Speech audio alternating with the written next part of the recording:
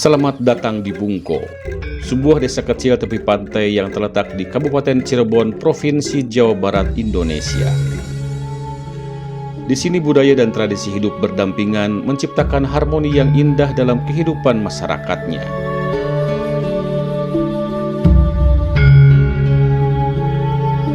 Angklung Bungko bukan sekedar alat musik, ia adalah simbol identitas budaya masyarakat Bungko. Sejak zaman dulu, angklung telah menjadi bagian integral dari berbagai upacara dan perayaan, mencerminkan rasa syukur dan kebahagiaan. Berbicara masalah angklung Bungko, tidak terlepas ini sejarahnya dengan pendirian keraton yang ada di Cirebon. Tidak serta-merta adanya Ki Gede Bungko itu dengan pendirian keraton yang ada di Cirebon. Ketika tahun 1482, Keraton Dalam Agung Pakungwati, sebelum ada Kanoman dengan Kesepuan, itu Keraton Cirebon bernama Dalam Agung Pakungwati. Dan yang menjadi raja pertama di Cirebon itu adalah Kanjeng Sunan Gunung Jati, Syekh Syarif Hidayatullah. Daerah kekuasaannya itu dari tapal batas Patok Kerawang sampai ke Alas Roban, termasuk wilayah Bungko.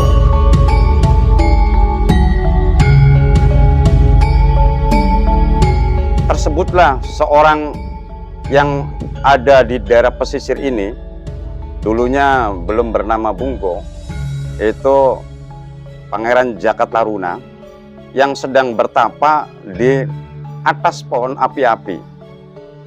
Karena saking kesaktian dan kedikjayaannya sampai tembus ke Keraton Cirebon, sehingga oleh Pangeran Cakrabuana diuji kemampuan tersebut dengan menyamar menjadi tukang angon bebek atau pengembala bebek.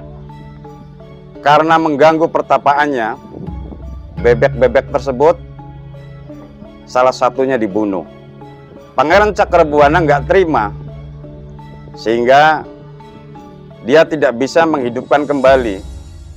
Karena yang diminta kalau memang Anda sakti itu coba hidupkan kembali bebek tersebut. Karena kewalian dari Pangeran Cakrabuana tersebut diijabah oleh Allah, maka dia dengan keilmuannya itu bisa menghidupkan bebek tersebut dan dia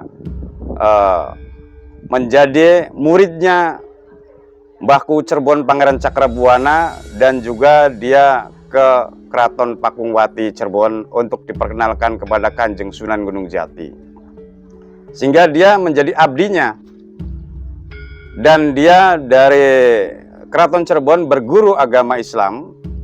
Setelah berguru, dia berkenan menyandang gelar Syekh Benting atau Ki Gede Bungko.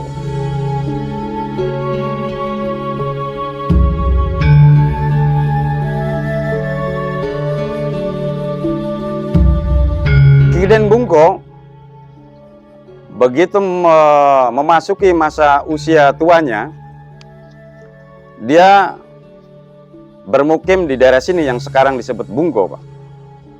Untuk kewaspadaan itu dari zaman dahulu itu, dari beberapa kaul yang kita baca, itu siaganya dengan kentongan, Pak.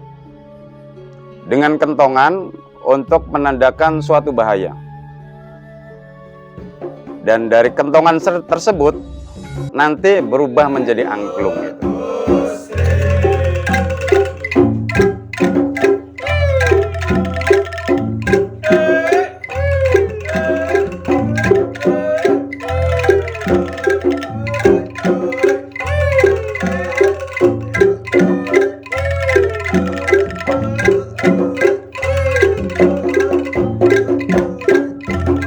Kalau untuk angklung sendiri hanya sebagai pengiring. Ya.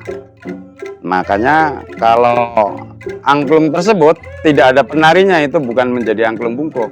Angklung bungko itu rangkaian daripada tariannya juga. Dan tidak ada solmisasinya.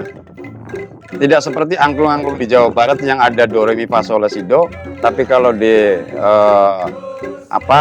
di daerah Bungko itu tidak ada. Lagunya juga sejak saya kecil itu sholawatan, Pak. Ya, sampai sekarang itu. Jadi di samping dia mengembangkan seni, dia juga menjadi dakwah syiar Islam di daerah Cirebon atau wilayah Pantura pada khususnya.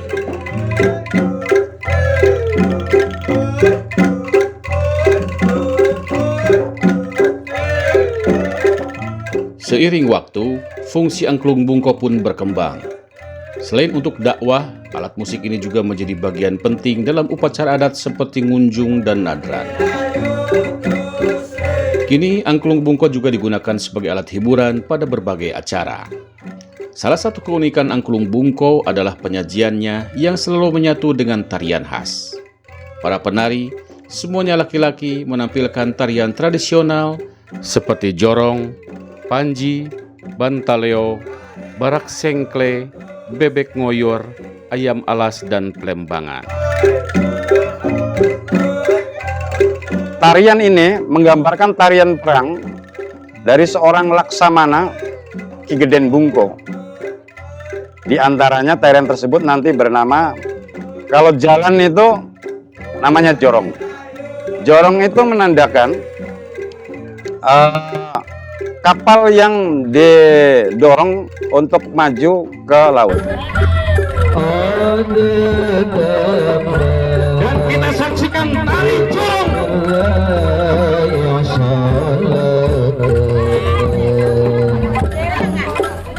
Tarian kedua namanya tarian panji. Tarian ini melambangkan seorang kesatria yang berhati mulia. Tarian ketiga bernama bantaleo. Tarian ini diambil dari nama kapal Putri Ong Tin dari Cina yang berlabuh di Muara Jati. Kapal tersebut bertuliskan Bantaleo.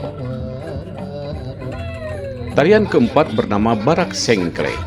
Tarian ini melambangkan daun kelapa yang patah namun tidak jatuh.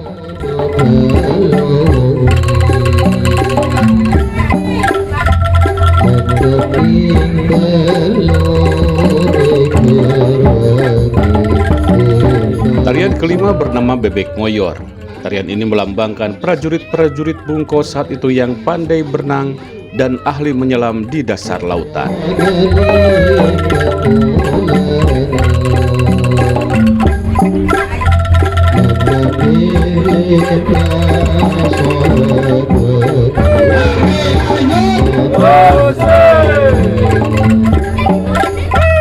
Terus ayam alas. Tarian ayam alas tersebut menandakan bahwa Ki Geden Bungko itu tidak hanya bisa berperang di lautan, tapi dia juga ahli taktik di daerah daratan juga. Nah, yang terakhir itu tariannya bernama plembangan. Dia tidak seorang yang menjadi picik, karena dia itu plembangan itu artinya berhadap-hadapan, Pak. Jadi dia itu mau berhadap-hadapan menggunakan senjata atau tidak, dia akan siap sedia melayani yang dianggap musuh bagi kedaulatan Caruban Nagari saat itu. Sesungguhnya angklung bungko berperan penting dalam ritual keagamaan yang ditandai dengan simbol penghormatan kepada roh leluhur. Masyarakat melakukan ziarah dan memanjatkan doa berharap agar semua kebutuhan dan tujuan hidup berjalan lancar.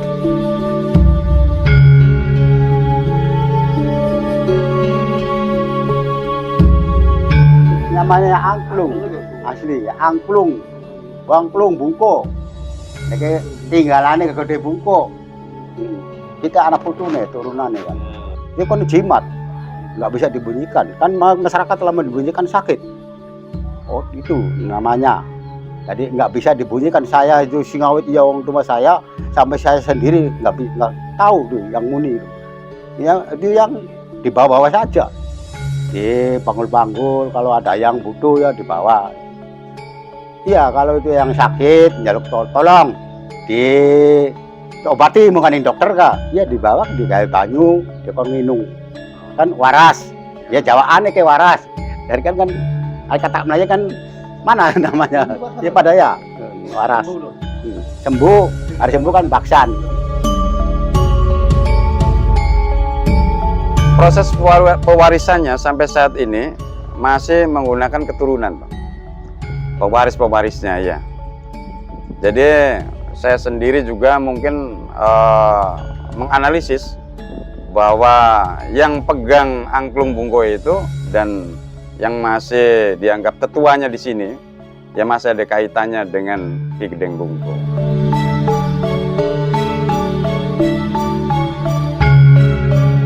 Angklungnya sendiri terdiri dari 3 angklung.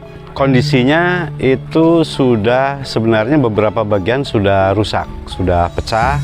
Dan kalau saya dilihat dari jejaknya itu potongan-potongannya menggunakan golok. Karena tidak semuanya rata, ada bekas jejak-jejak golok. Kemudian bambunya sendiri sudah ada sebagian yang pecah. Dan kelihatannya itu bambu semacam bambu tali atau apa kayak gitu, tapi bukan bambu hitam. Jadi kalaupun itu berwarna hitam itu karena memang sudah terlalu lama mungkin disimpan di atas perapian atau apa gitu, terkena asap ya. Ukurannya itu bilahnya ternyata teratur itu. Jadi satu angklung itu 3 bilah bambu, yang besar dan menengah dan yang kecil. Dan dilingkari oleh bilah bambu gitu, melingkar 2 lingkaran. Yang bilah paling besar ukurannya 53 cm, turun ke yang tengah itu 42 cm, dan yang paling kecilnya 32 cm. Jadi rupanya selisihnya 10-10. Ada tradisi lisan yang saya dapatkan dari Bapak Jaso sampai ke kakeknya, bahwa padukuhan Bungko ini pernah dibakar oleh Belanda dengan semua terbakar. Tentunya nggak seramai ini ya. Yang lebih anehnya dari tahun tersebut, diperkirakan tahun 1805 sampai 20 itu, sudah ada angklung Bungko dan rumah itu terbakar, angklung tersebut tidak terbakar. Tetapi yang dulunya angklung itu ada 5, Pak, yang artinya masih bisa kita lihat cuma 3, karena pada waktu kejadian tersebut tidak diketemukan. Apakah dia itu menghilang, apakah terbakar menjadi abu, wallahu a'lam, hanya Allah yang tahu.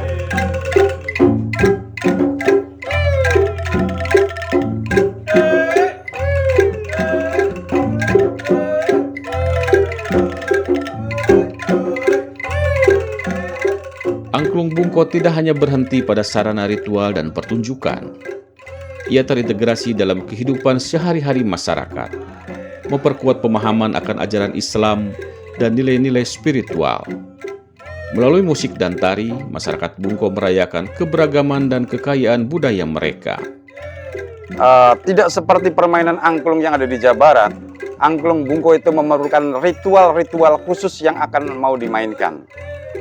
Jadi pemain itu harus dikasih balur bore dulu, terus ada jampi-jampinya, terus ada kembang setaman, terus ada jajanan pasar, dan ada klipo. Klipo itu semacam kiainya lah kan gitu.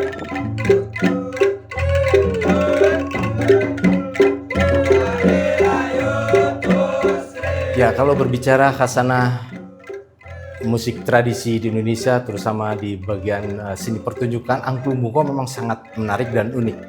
Karena ini berbeda dengan angklung-angklung tradisi yang lainnya, di mana biasanya di daerah Banten, kemudian di Garut, di Banjaran dan sebagainya, angklung itu selalu identik dengan upacara terkait dengan tanaman padi.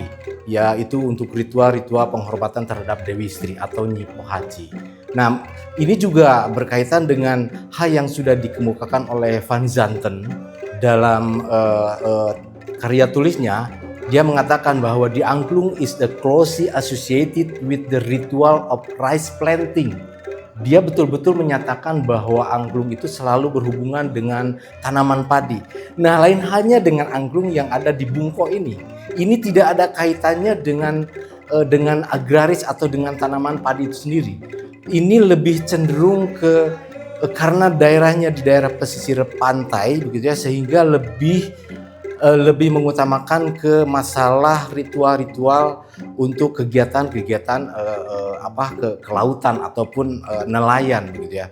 Meskipun dalam acara ritualnya itu, kalau angklung tradisi lebih sebagai pelengkap ritual, tapi untuk angklung Bungko itu lebih cenderung angklungnya yang diritualkan begitu. Dan ini tidak ada sangkut pautnya dengan masalah masalah dengan tanaman padi ataupun negara-negara atau negeri-negeri atau desa-desa yang cenderung agraris. Karena adanya di pesisir pantai, kalau angklung-angklung tradisi yang lain itu lebih cenderung ke daerah-daerah pegunungan di mana di situ ada hutan bambu, di sini tidak ada. Justru di Bungko ini angklungnya, bambunya itu memang pengaruh dari wilayah selatan dari Cirebon, misalnya dari Kuningan. Dan ini pun seperti yang dikatakan oleh beberapa tokoh yang kemarin mengadakan penelitian dan wawancara, itu tidak ada sangkut pautnya dengan acara-acara tanaman padi.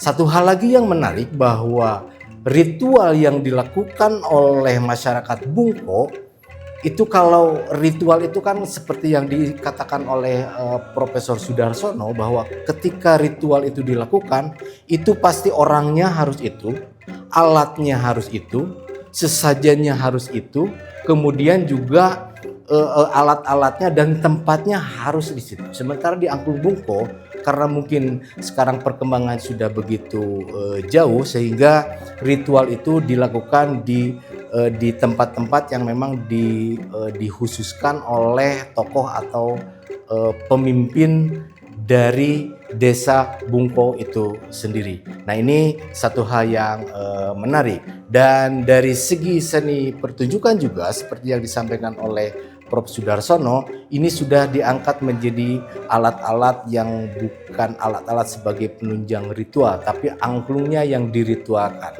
Sehingga untuk acara-acara yang sifatnya upacara ataupun lain itu hanya sebagai pelengkap. Dan satu hal yang menarik bahwa namanya angklung Bungko, tapi itu sebetulnya bukan identik dengan musiknya, tapi lebih cenderung ke kolaborasi antara musik angklung dengan tarian. Jadi yang lebih utama itu adalah sebetulnya tarian bungkonya, tarian angklung Bungko. Sementara angklung hanya sebagai ilustrasi untuk mengiringi tarian-tarian dimaksud. Akademisi dari Institut Seni Budaya Indonesia atau ISBI, Dr. Dinda Satya Upaya Budi memiliki penilaian tentang perubahan organologi angklung Bungko. Ukuran angklung Bungko yang diritualkan, kini ukurannya menjadi relatif lebih kecil pada saat pertunjukan. Kalau saya menangkap, mungkin mereka bukan tidak paham, tapi memang mereka tidak tahu karena ada missing link itu. Ya, karena ada informasi tentang budaya angklung dulu itu seperti apa. Saya yakin ini ada informasi yang memang belum tergali gitu ya. Karena seperti saya ungkap dari awal, mereka sebelum masanya Sunan Gunung Jati itu, Cirebon itu seolah-olah gelap, tidak bisa diinformasikan lagi. Data-data yang bisa mereka kembangkan, mereka sampaikan hanya setelah masa Sunan Gunung Jati, termasuk yang ini. Dan kenapa mereka hanya memainkan angklung-angklung yang kecil, yaitu diantaranya, gitu ya. Mereka tidak paham memainkan, umpamanya ini saya contohkan angklung Dog-Dog Lojor ya dari Banten Kidul.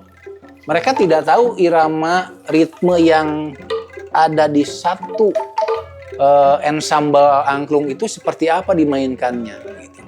Karena untuk yang angklung tradisional, baik itu angklung buncis, angklung dog-dog lojor, angklung baduy, begitu ya, angklung badeng, angklung bungkong, angklung gubrag, saya yakin masing-masing itu punya ritme yang khusus. Nah, kalau dilihat dari bentuk, saya tidak menangkap bahwa angklung yang bungko yang sekarang masih eksis itu merupakan pengembangan dari angklung Padaeng. Saya yakin bukan, karena jauh sebelum Padaeng menginovasi alat angklung dari yang pentatonis menjadi diatonis, itu bentuk angklung yang seperti angklung bungko yang sekarang, bukan yang disakralkan, itu sudah berkembang jauh sebelumnya. Saya pernah menyaksikan sebuah video Charlie Chaplin dan Tuan Tanah ketika itu di wilayah Garut. Mereka menyaksikan pertunjukan angklung, memang bentuknya seperti itu. Tidak ada ornamen, tidak ada hiasan-hiasan yang seperti angklung yang ada di upacara-upacara ritual seperti di Baduy, di Banten Kidul gitu. Hanya memang kembali lagi pertanyaan saya, kenapa angklung bungko yang sekarang diritualkan ketika itu direkonstruksi menjadi sebuah kemasan pertunjukan dengan tari, kok bentuknya tidak direkonstruksi gitu. Itu sebuah pertanyaan saja sih. Hanya memang ini perlu pengkajian lagi, mungkin PPAI bisa membuat program kegiatan untuk meriset ini lebih mendalam lagi. Seiring dengan upaya pelestariannya, kini angklung bungko Cirebon telah menjadi salah satu yang ditetapkan warisan budaya tak benda oleh Kementerian Pendidikan dan Kebudayaan, Riset dan Teknologi. Penetapan tersebut dilakukan langsung oleh Menteri Pendidikan dan Kebudayaan, Riset dan Teknologi Nadiem Makarim pada tanggal 7 Desember 2021. Angklung bungko yang sudah ditetapkan sebagai warisan budaya tak benda pada tahun 2021 oleh Kementerian Pendidikan dan Kebudayaan, tentunya itu merupakan suatu kebanggaan bagi kami. Dan kami berkewajiban untuk menjaga kemudian melestarikan peninggalan-peninggalan yang berkaitan dengan sejarah. Nah, kami juga berkewajiban setelah adanya penetapan WBTB dari kementerian, tentunya akan berkoordinasi secara penuh dengan kementerian, apalagi sekarang sudah berpisah antara pendidikan dan kebudayaan, dan kami akan langsung berkoordinasi dengan Kementerian Kebudayaan berkaitan dengan pelestariannya. Dan kemarin kami sudah berkomunikasi dengan pewaris, dengan keluarga besar pewaris angklung bungko untuk bisa dijadikan sebagai salah satu materi pelajaran sebagai muatan lokal di sekolah. Itu sebagai bentuk apresiasi atau sebagai bentuk ekspresi angklung bungko itu harus dilestarikan.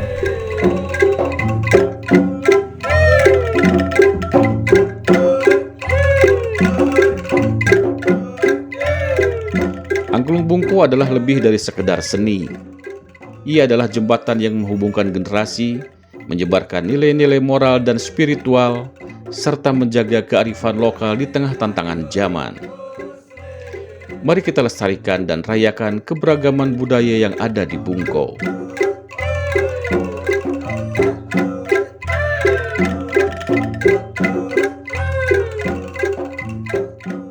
Terima kasih telah menyaksikan sekilas dokumenter ini.